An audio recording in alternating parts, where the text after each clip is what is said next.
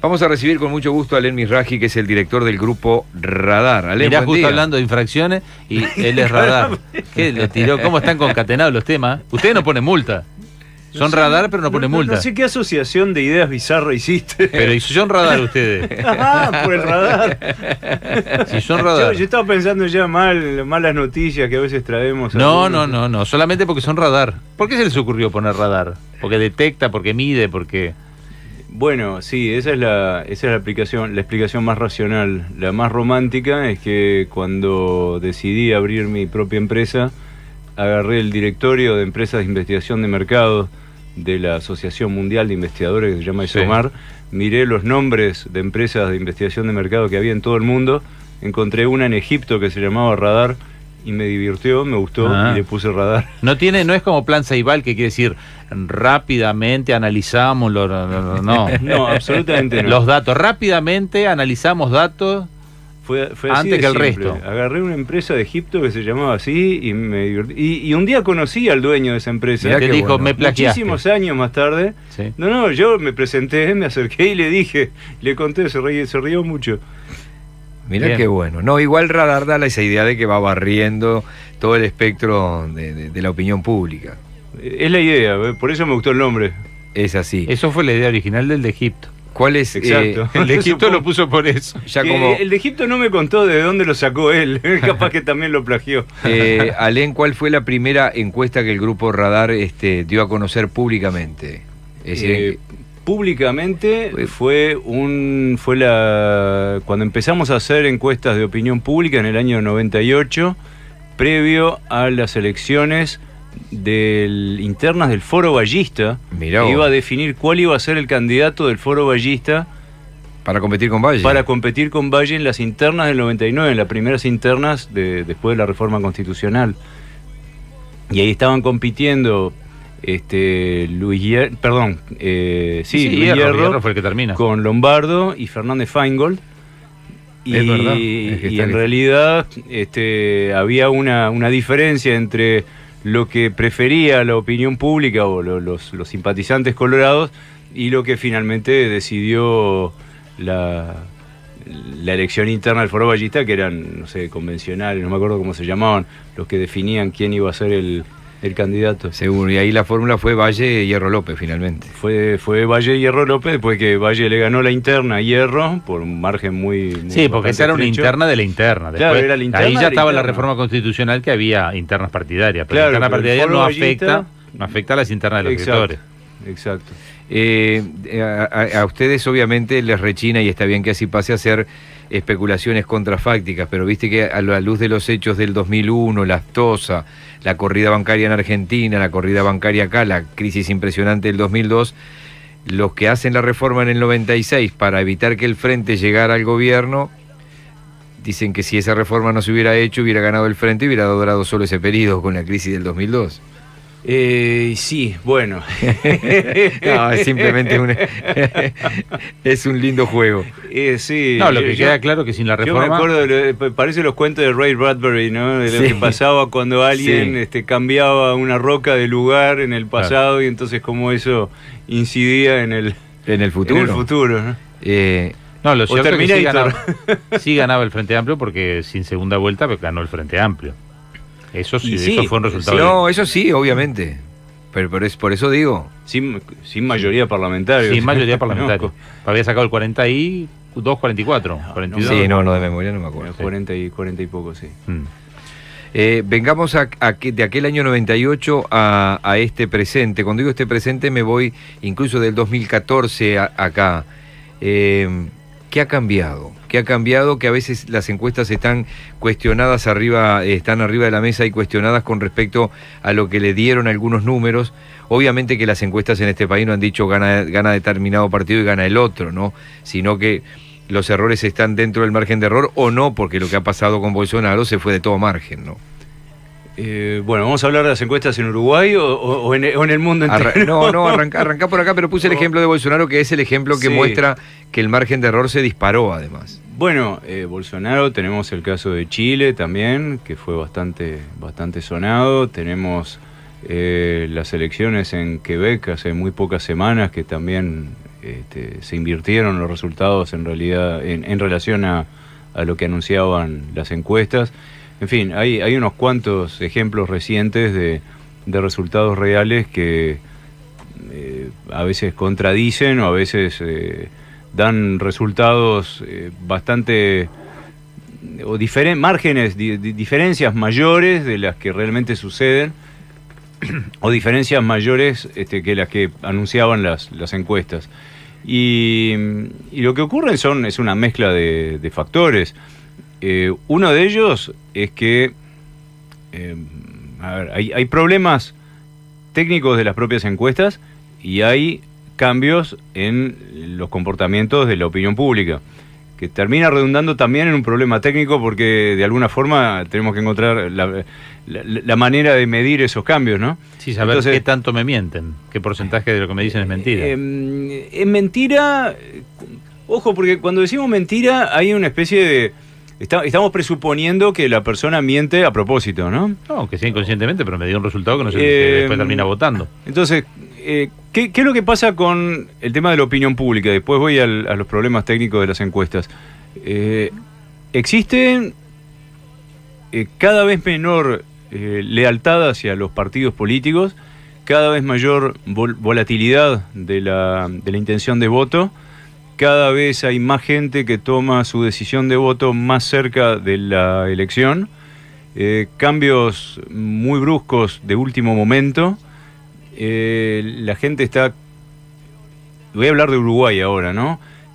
Cada vez más alejada del tema político. Nosotros, periodistas, investigadores, publicistas, políticos, toda la gente que gira alrededor del mundillo político, creemos o tendemos a creer que todo el mundo está tan interesado y tan informado sobre la política como nosotros, y la realidad dista muchísimo de ser así.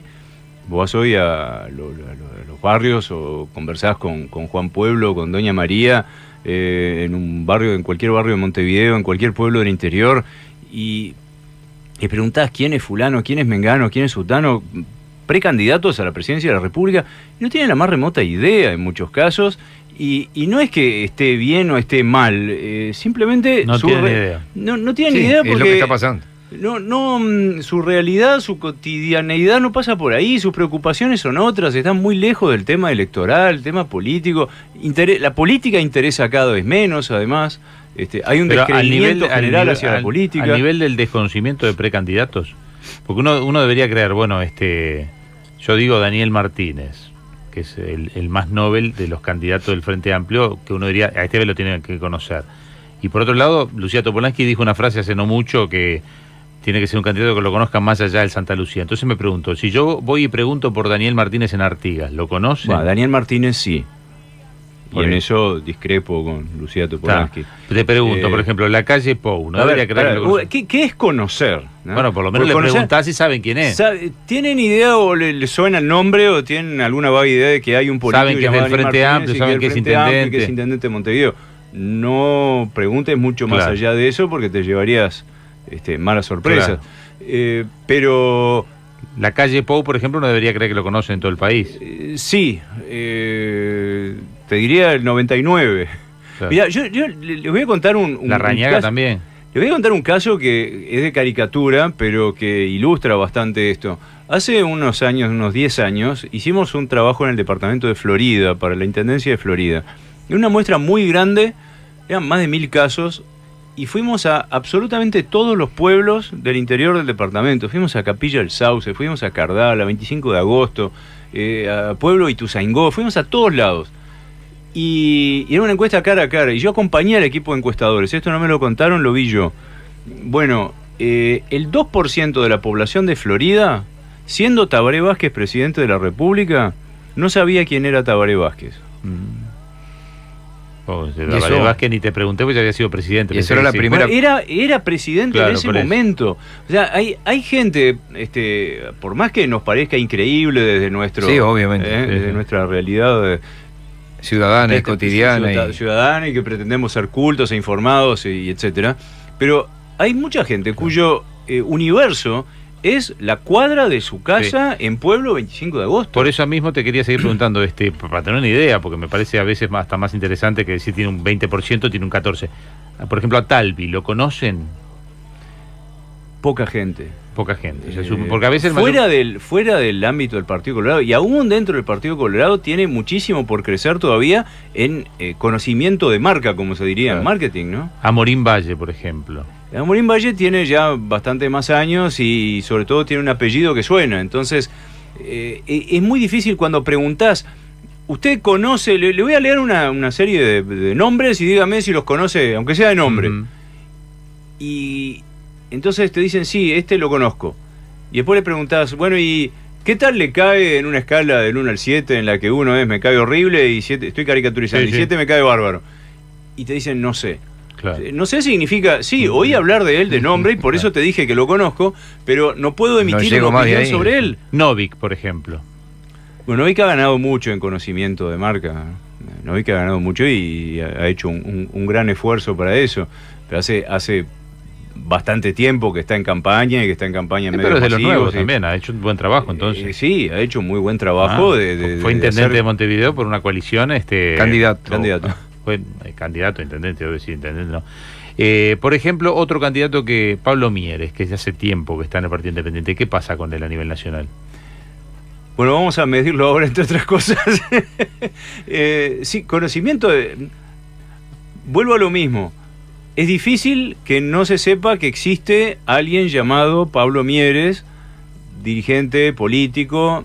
Ahora, que la gente ponga una cara sobre el nombre, y digo Pablo Mieres como podría ser cualquier otro, muchísimos otros, todos los que te pregunté, pero que le pongan una cara a ese nombre y que te puedan decir de qué partido es, si es senador, diputado, ministro o director de un ente autónomo, ahí se complica bastante, Estamos con Alén Mizrahi, director del Grupo Radar. Vamos a ir a una segunda parte, vamos a hacer una breve pausa. Ya te tiro algunos temas para la segunda parte. Una de las metodologías que utilizan las encuestas, las empresas encuestadoras, y Grupo Radar no es la excepción, es preguntarle a la gente quién ganaría si las elecciones fueran el domingo. Y allí espontáneamente la gente dice un nombre. Pero después hay otras opciones que son, por ejemplo, de esta lista de nombres, y allí aparecen algunos que de repente no se le hubiera ocurrido.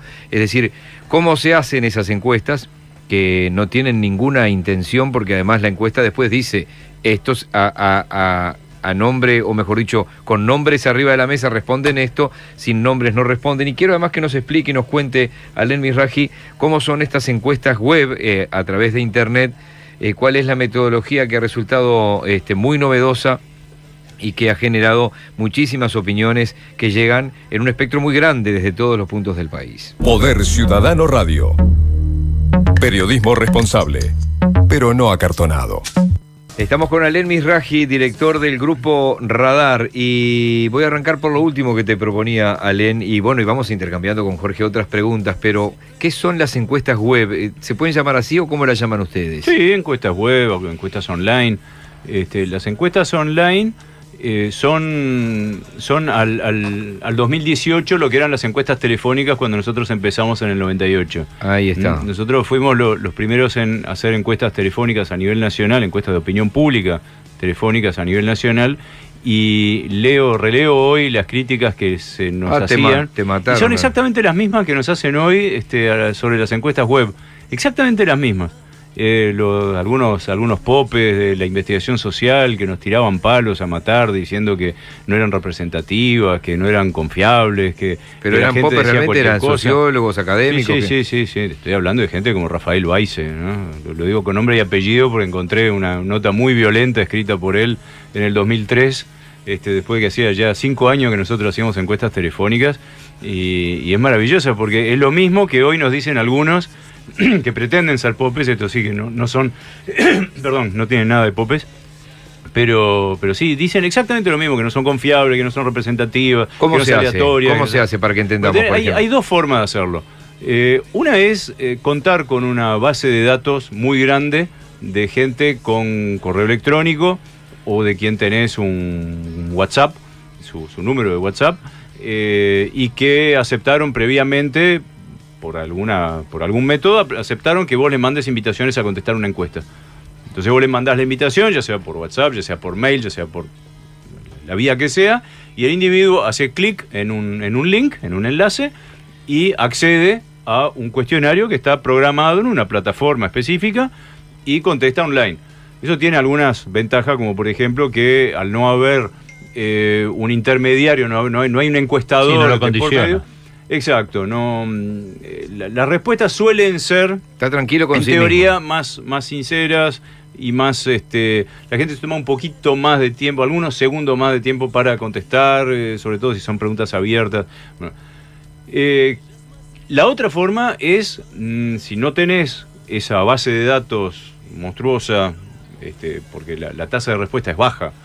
Sí, porque tenés que mandar muchos para hacer un universo de 800 exacto, personas, por de ejemplo. 800, de 1000, de 2000, pero necesitas, tenés una tasa de respuesta que del orden del 2%, del 1,5%. No te puedo creer que Sí. poquito. Y te digo, si conseguís un 5% es un milagro, ¿no? Pero está bien, son los parámetros habituales aquí en todo el mundo.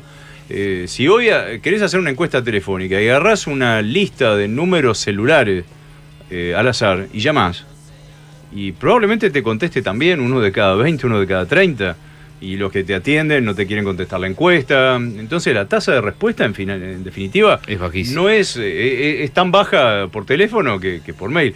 Bueno, la otra forma, si no tenés esa base de datos, es reclutar al azar, y digo al azar entre comillas, que es usando el robot de otros. Por ejemplo, el de Facebook, el de Instagram, ¿no? Que funcionan juntos además, son la misma empresa. Entonces contratás, que es lo que nosotros hacemos, contratás avisos, como si fueran avisos de publicidad en las redes sociales, invitando a la gente a contestar una encuesta. No le decís que es una encuesta sobre temas políticos, porque ya ahí introducirías un sesgo, ¿no? La gente que no le interesa la política no va a entrar. Simplemente invitas a contestar una encuesta a cambio de participar en un sorteo por un televisor, una bicicleta o una tablet o lo que sea. Y se hace realmente el sorteo. Sí, se hace. Después tenés que mostrar la foto de la persona que salió sorteada, su nombre, etcétera. Y al principio muchísima gente desconfiaba, ya la gente dejó de desconfiar porque a partir del momento en que ponés la foto de las personas que ganaron, decís dónde viven, cómo se llaman, esa persona te Pero pone me gusta, por lo tanto... Todos los que se anotan voluntariamente son referentes para la encuesta, porque antes se hablaba de que había que armar el universo. Si el universo estaba correctamente armado, la muestra hacía que 600 personas representaran a todo. Ahora, si la gente se anota voluntariamente... Bueno, es una excelente pregunta. La muestra tiene que tener Bien, la Gauti, misma bien, composición... Bien, gracias. Hiciste la pregunta que tenías que hacer. La muestra tiene que tener una composición similar a la del universo que estás estudiando. Llámese universo a el conjunto de la población en edad de votar en las próximas elecciones, ¿no? Ese es el universo. O en otra encuesta podría ser personas que viven en el departamento de Cerro Largo. Claro, sí, eso queda claro. Población mayor de 17 y algo en edad de votar en las próximas elecciones. Ese es tu universo.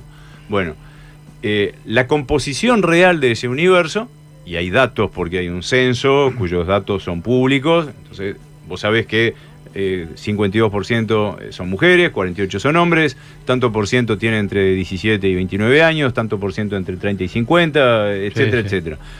Tanto por ciento son de Montevideo y tanto del interior, tanto por ciento vive en localidades de más de 20.000 habitantes, de menos eso está claro. Cuando vos bueno, armabas el universo, respetabas eso. vos, cuando armás tu muestra... muestra tiene que tener la misma composición que el universo, Sí. según variables sociodemográficas conocidas. ¿Qué haces? ¿Descartás gente entonces? Descartás gente, por supuesto. ¿Y Entonces, con qué sistema descartás gente? ¿Aleatorio? Porque si no, le diste los cuando resultados... se completa la cuota de, por ejemplo, hombres de 30 a 50 Ahí años del cerrás. interior, se cierra.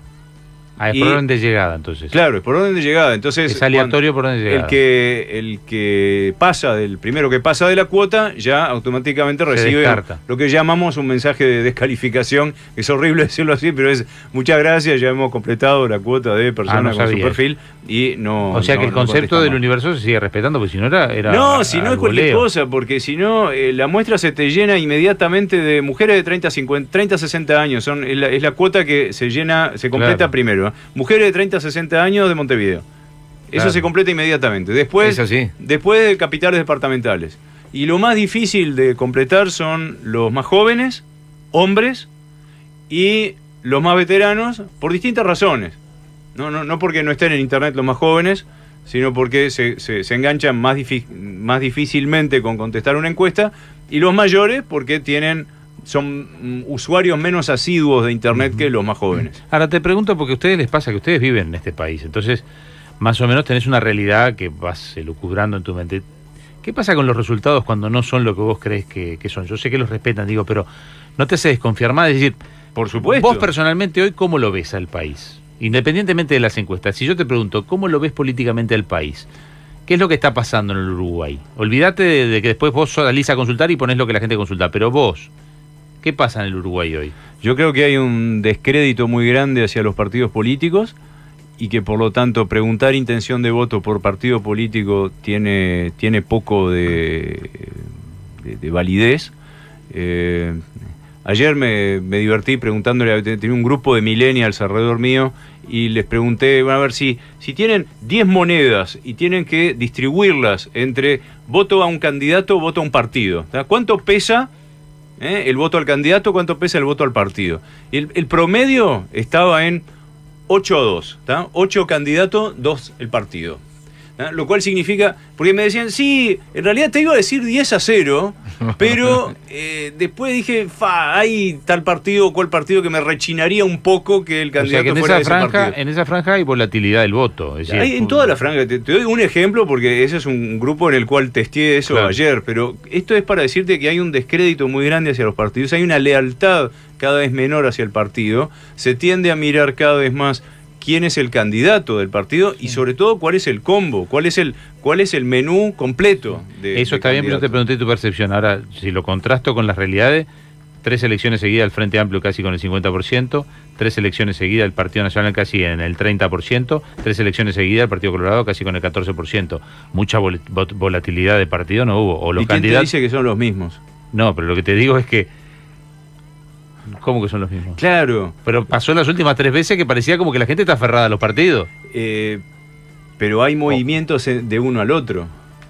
Claro, yo no puedo saber si son los mismos, pero... Te voy a dar un ejemplo. Entre nuestras últimas 2 encuestas, entre junio y agosto, se mantuvo el porcentaje de no sabe, no contesta, voto en blanco, anulado. ¿Ah? ¿Qué grupo Rodar está en qué porcentaje? Estaba en el orden del poco menos del 20, si mal no recuerdo. Pero había crecido el Partido Nacional y había decrecido el Frente Amplio. Entonces, el análisis fácil es decir, pasó gente del Frente Amplio al Partido Nacional. Y se mantuvo estable, los mismos que antes decían voy a votar en blanco, siguen diciendo que voy a votar en blanco o no sé. ¿No? Pero el Partido Nacional le sacó votos al Frente Amplio. Bueno, la explicación es mucho menos sencilla que eso. Pasó gente del Frente Amplio al no sabe, no contesta, y pasaron otros no sabe, no contesta al Partido Nacional. Entonces el saldo para el no sabe, no contesta se mantuvo exactamente igual, pero si vos mirás la gráfica, ves un crecimiento del... Se fueron estos Frente Amplistas para el Partido Nacional. Exacto, y no es así. Fueron 2 movimientos independientes, pero que se compensaron. Entonces, cuidado cuando decimos el porcentaje del Frente Amplio se mantuvo casi igual, punto más, punto menos, más bien punto menos de la elección del 2009 al 2014. Sí, pero no son necesariamente los mismos votos. Acá hay frases que te las consulto, porque uno las escucha como real. Dice, el Frente Amplio no baja del 42-43% porque es el voto cautivo que tiene. Entonces uno dice, ¿pero entonces no es real eso? Es lo que llamaba César Aguiar, hablaba del núcleo duro El núcleo duro es cada vez más chico, y lo ves hoy cuando el núcleo duro de todos los partidos, no solo del Frente Amplio, es cada vez menor. Porque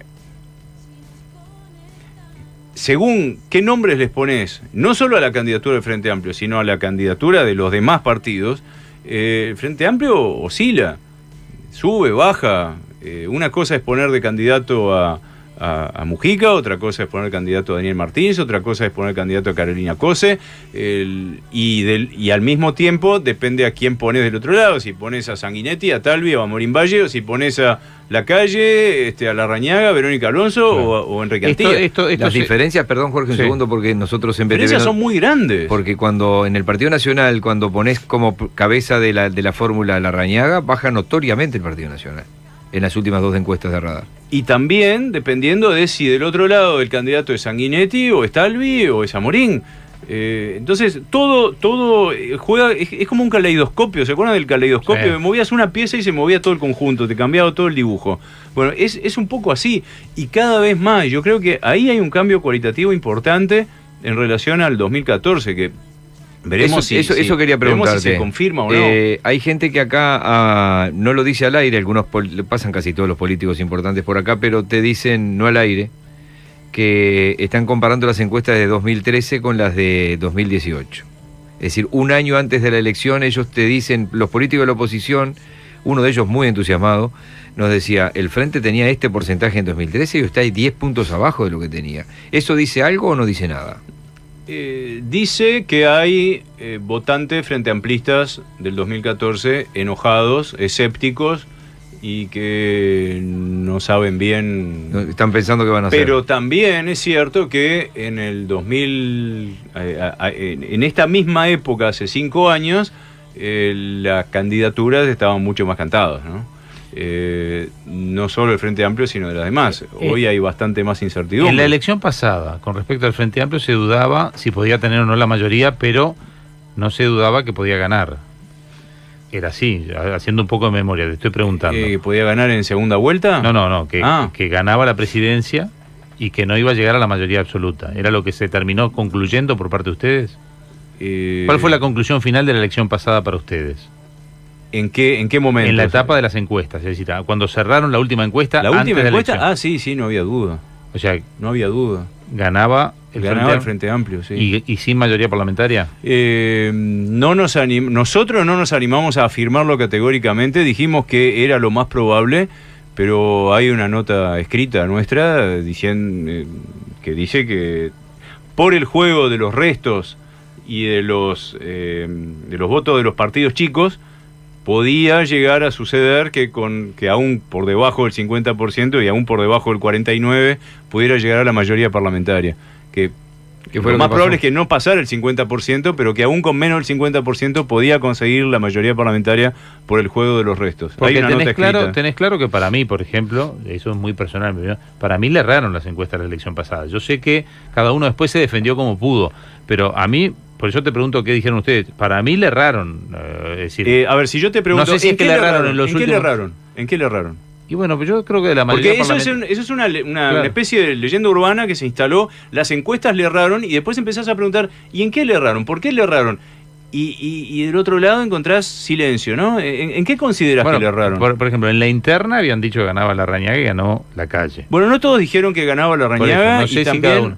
Bueno, pero era como ahora a la gente le queda claro que el que va ganando la interna del Partido Nacional y todavía la gente no votó es Lacalle sobre Larrañaga. Si en la elección interna termina ganando Larrañaga, yo creo que a la gente le va a quedar la idea de que le erraron las encuestas. Sí. ¿Por qué? Y en la elección pasada me parece que pasaba lo mismo. Y después hubo sobre el tramo final aquellas frases de el susto despertó al mamado, Tabaré Vázquez diciendo las encuestas se equivocan, yo palpito que es otra realidad nacional, que al Frente en algún momento le estaban diciendo, el Frente viene mal, hay posibilidad de que pierda la elección.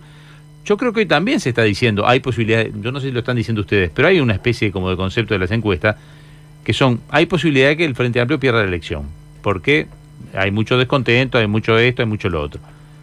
Yo no sé después si algo hicieron las encuestadoras en general, no digo que sean ustedes puntuales, a mí me generaron ese concepto la elección pasada, y esta elección me están generando el concepto. ¿Alguna encuesta dijo Nosotros leemos casi todas las encuestas, te digo. ¿Alguna encuesta dijo en 2014 que, salvo Neri Pinato, que iba a ganar el Partido Nacional en primera vuelta? No, en primera vuelta nadie. ¿Alguien dijo que el Partido Colorado iba a salir segundo y no tercero? No. ¿Alguien dijo que... Esos son todos aciertos que tuvieron. Igual el Partido Colorado vino como el 14 y terminó sacando el 12, pero dicen, esto está dentro del margen de error.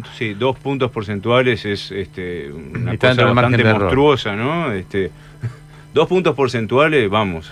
No, está bien, está dentro de los márgenes. Mirá lo que pasa en otras partes del mundo, es decir, acá las encuestas tienen un porcentaje de acierto bastante mayor que en otras partes del mundo. ¿Qué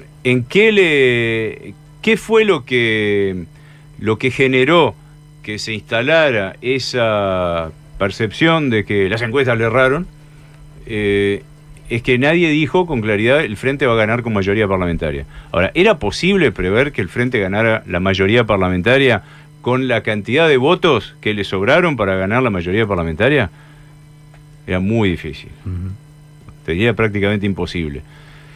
No te olvides también que las encuestas, las últimas que se publican, el trabajo de campo, o sea, el relevamiento, se termina a veces una semana antes de la elección. Se termina el domingo, se termina el lunes con mucha suerte, como para publicarlas el miércoles, jueves. Claro. En esa última semana suceden cosas, y sucedieron cosas en una interna, y eso es todavía peor en las encuestas no obligatorias, ¿ah? Porque no sabes cuánta gente va a ir a votar, la gente te dice que va a ir a votar y finalmente no va. En las internas es más difícil. En las internas es muchísimo más difícil. Y en las internas hay otro problema que ahora les voy a contar. Bueno, también fallaron en el tema de la baja de la edad de imputabilidad, ¿no? Allí, ¿qué dijeron ustedes? Porque al final terminó siendo un no cuando se decía que era un sí. Sí, nos daba bastante incierto No sé ustedes, pero por eso te digo, Cifra, hubo una serie de conceptos. Que Cifra fue que puso, no sé si González vivía en ese tiempo todavía. Sí. Cifra dio González 67% en un momento. A González le costó horrores reconocer que el Frente Amplio ganaba con la mayoría parlamentaria. Cada uno tiene sus culpas. No, lo que te digo es que me parece que hubo un concepto. También hubo una boca de urna que nos llegó a los periodistas el día de la elección que decía que estaba votando muy bien el Partido Nacional y muy mal el Frente Amplio. Que eso circuló internamente, yo no sé qué tanto se enteró la gente, no sé si fue de ustedes o de quién, la verdad que no me acuerdo. Nosotros no hacemos boca de urna. Pero hubo una boca de urna que nos llegó a nosotros que decía, el Partido Nacional, es más, en la calle en alguna entrevista ha dicho que entró a la sede del Partido Nacional creyendo que ganaba la elección, o que le iba muy bien, no que ganaba, que sacaba los votos suficientes como por una segunda vuelta, pero con chance, y que después vio que la realidad marcaba que no tenía chance. No sé, si los resultados de bocas de urna circulan antes de la hora que deberían circular, no sé de dónde salieron. Sí, a tal extremo que ahora las empresas que hacen boca de urna tienen a alguien en los circuitos para hacer un estimado de lo que va saliendo, lo real, ¿no? Para cotejar con el boca de urna afuera con lo real adentro. Claro, es el conteo rápido, ¿no? Pero el boca de urna es la pregunta cuando terminaste de votar. Sí, no, por eso te digo, pero... No el control de las urnas, que ese nunca ha fallado en Uruguay. Es más, hay que reconocerle a las empresas encuestadoras que los presidentes en Uruguay dan su discurso como presidente gracias a ustedes, porque en realidad no hay ninguno, yo lo digo siempre eso, no hay ninguna cifra oficial que a la hora que salen los presidenciables a decir gané... Hasta 4 o 5 días después no hay. Ganó, eso no le han fallado nunca. Hay que tener cuidado con los juicios que se emiten sobre las encuestas. Si vos haces un análisis de las diferencias reales, existen métodos reconocidos internacionalmente que han desarrollado en Estados Unidos, en Canadá, para analizar globalmente. Vos agarrás las 4, 5, 6 encuestas más podés calificar como mínimamente serias y haces un promedio del error en relación a los resultados reales. Hay métodos cuantitativos para estimar eso, y la realidad es que se equivocan bastante menos de lo que se dice, ¿no? Lo que pasa es que es... Sí, pero hay algunos escándalos grandes. Yo vi la última elección de Estados Unidos, la seguí, la habrás seguido tú, porque negaban que ganaba en Ohio, negaban que ganaba en la Florida, y terminó ganando Trump en Ohio y en Florida, y salió presidente de los Estados Unidos. Y uno escuchaba la cadena y los mismos encargados de encuesta decían, no va a ganar, ganó. Y no era cuestión de 3 días antes, lo estaban diciendo en vivo. El Brexit pasó lo mismo, esto no, y salió el Brexit. Es decir, hay íconos en el mundo de los últimos tiempos. Tú mencionabas algunos. Ahí vamos al otro punto que yo mencionaba, que es la metodología utilizada por las empresas investigación de opinión pública y las técnicas de relevamiento.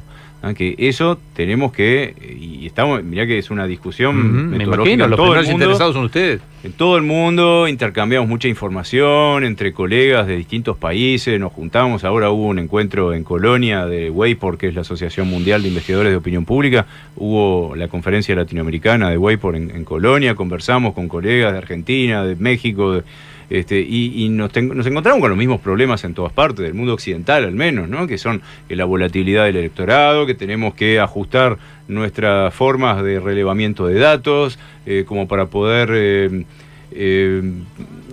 relevar mucho mejor esos cambios de opinión a último momento, esa volatilidad del electorado. Conversando con un colega inglés, que es una especie de Pope de la industria, John Pulleston, él me decía que en la última elección nacional de Alemania, en una encuesta que se hizo después, el 30% de la población alemana admitió que había tomado su decisión de voto en la última semana. Entonces, si eso ocurre en Alemania, imagínate en Uruguay lo que puede llegar a ser. Y eso te da vuelta, al resultado de una elección. Entonces, tenemos que encontrar la forma de relevar eso con mayor precisión. Alen Mizrahi, gracias por este rato. Nos vamos a reencontrar en cualquier momento. ¿Cuándo sale la próxima encuesta de ustedes y qué es lo que releva? Bueno, arrancamos hoy el trabajo de campo. Nos demoramos este mes porque esperábamos que el Congreso del Frente Amplio fuera el 13.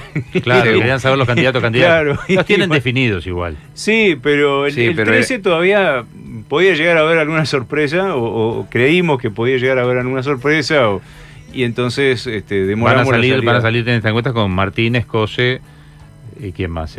Andrade y Vergara. Y Vergara, los 4 que están, que se nombran, o sea, no inventan ninguno, no se te ocurre por las dudas, no pones más a Mujica. Lo vas a saber cuando publiquemos los resultados. Gracias, Alen. A ustedes. Alen Mizrahi del Grupo Radar. La encuesta obviamente se sube a internet, y ustedes, si la agarraron por la mitad o simplemente se cruzan con ella por primera vez, la van a poder escuchar allí. Se viene el pase. Poder Ciudadano Radio. Periodismo responsable y riguroso.